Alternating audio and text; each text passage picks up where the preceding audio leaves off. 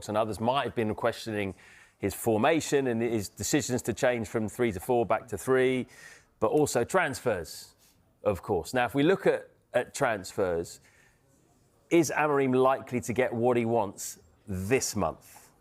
Well, firstly, I've never known a manager or a club to talk about a system so much in all my time working here. It's unbelievable. Because we keep questioning his system. As soon as he was appointed, Ruben Amorim, it's all you hear about. I think one thing that interests me is that if there's a doubt with the board, they're not going to want to put too much money into players that only fit one system. Because if another head coach or manager comes in, got to be careful what we title them now, but they won't fit the next head coach / manager's system. So, but we know how difficult January is. What interested me on the in this post-match yesterday, it wasn't if he was prompted. It was sort prepared. of a mic drop and then leaves the room. That's what was key for me.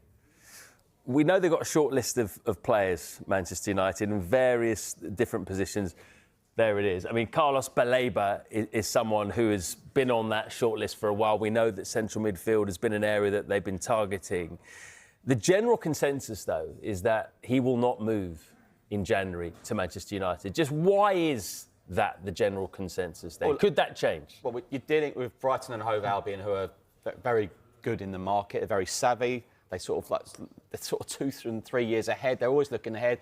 There's always talk that they know who their next head coach is. They're that forward thinking. But their stance is they're looking forward to getting him back from AFCON.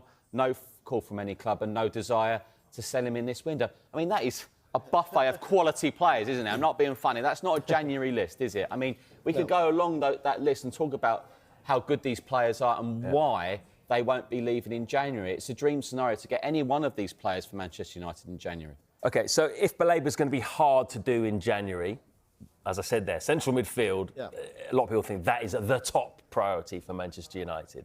What other names could they go for? I mean, there's one in particular that's just there. Anderson is the one that seems to be, you feel potentially could be pried away. He's had a recent move from Newcastle to Forest, and you kind of think maybe with the right funds in place that could be done. But I don't think anybody at this stage in the season is going to want to release their best players, especially if they're in the hunt for staying in the league, pushing on. And if United don't have the funds, which supposedly they don't, to go and actually throw a lot at it. Listen, before United would attract you, regardless of the funds they had, if you're going to Manchester United, you were going there because you wanted to play for Manchester United. It was an opportunity to go play for one of the biggest clubs, to get guaranteed Champions League football, probably win something. That's not the case anymore. So other teams will offer something slightly more than what United can offer you. So would Anderson being in a position where he goes, well, that's the one for me. If I have other options potentially in the summer, that might be better for me going forward as my career. But do you think Wharton would be thinking similarly? I mean, with Crystal Palace, they have shown already that they will sell their best players if the right offer comes in. Yeah, no, Palace have got rid of Eze and they've got rid of Elise in the last couple of seasons, and you just didn't think they could recover from those sales, but they somehow just keep churning around. Dropped off recently. Wharton's another one that you feel he's very much entrenched in how they play. Gay's the other one if he used to go, but you kind of feel like Palace, they can't be in a position where they're guaranteed to lose Gay in the summer and Wharton let him go now. Like, that's almost too much in the position that it's starting to drop off league-wise in the form. Glasner, again, he's a manager. Is he going to still be there? I just think you're absolutely shooting yourself in the foot if you let him go at this stage in the season. If you were Manchester United and you could get one of those three, say all for the same price, Wharton's, you take Wharton over Anderson and Bebeba? Yeah, why? I can see Wharton playing for Real Madrid. Yeah, I just think, his all-round game, I just think there's something about him. He's got confidence. I hate labelling players that are like other players, but he has a Declan Rice-ish kind of, the way he moves, the way he passes the ball, his vision. He's strong on the tackle. I just think he could play in that midfield and be comfortable and allow those forward players as well to do it. So for me, Wharton would be the one I'd be bringing in. I mean, you look at the league table and United are in a decent-ish position. I mean, no European football for Manchester United Football Club is absolutely unheard of, but they've had a bit of a reset. You kept hearing last season about Tottenham finishing 17th. Well, United finished quite close to Spurs, and it was whoever won that trophy would have a good season. United are out of Europe for one season, but they need to get back in it. Ideally, the Champions League. Of course, players are injured. They're away at AFCON, but so it's not a big opportunity for them. When you look, it could be top 5 again for the Champions League. And there are teams that are stuttering, trying to get into that top 5. Liverpool not playing that well. They're 4th.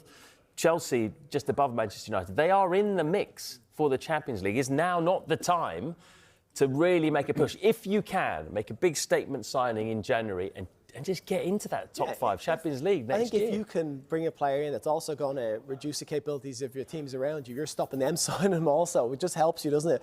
And the confidence that would give to the group. I think my biggest bugbear with United and the way that people talk about it is that there's always talk about these players have to be able to play his specific shape. Like, as a player, you should be able to play any shape a manager plays for you. You shouldn't have to be like, listen, your career be limited if you can only play one position and only play to a style that one manager suits you. So, they should be able to bring players in. So that there seems to be that disconnect or that kind of loggerhead between Amorim and the board, whereas I think they should be able to get players in that should be able to suit everything they need. And if he goes, then someone else can be able to do that. But surely if he's questions his own future again and walking out like he did yesterday, but sort of the mic drop, surely again that puts into further doubt that he'll be getting the players he wants for this system he keeps going on. Yeah, they're not going to back him if you're going to go against them like that. There's no way they're going to throw the money in, especially if they're limited to what they have.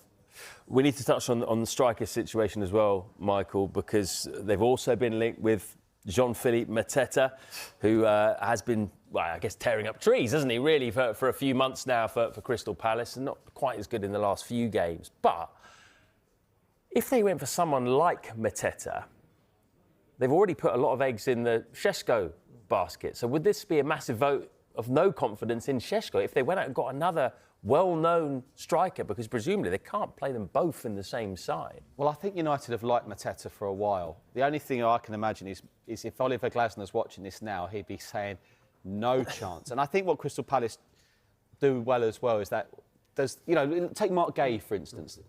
Oliver Glasner said, please no, we haven't got a chance this season if Mark Gay goes to Liverpool on this deadline day. It's not always that important if they have. He will enter the final year of his deal from July. But how much would it affect Crystal Palace now if they sold their top striker to Manchester United? You can kiss goodbye to Conference League and a safe, decent mid-table finish or anything higher in the Premier League. So I can't see that for Manchester United at all. But we'll wait and see because he is a long-term admirer at Manchester United.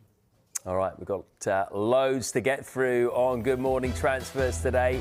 West Ham are in relegation trouble, aren't they? Will they need new signings and will they get them out of trouble?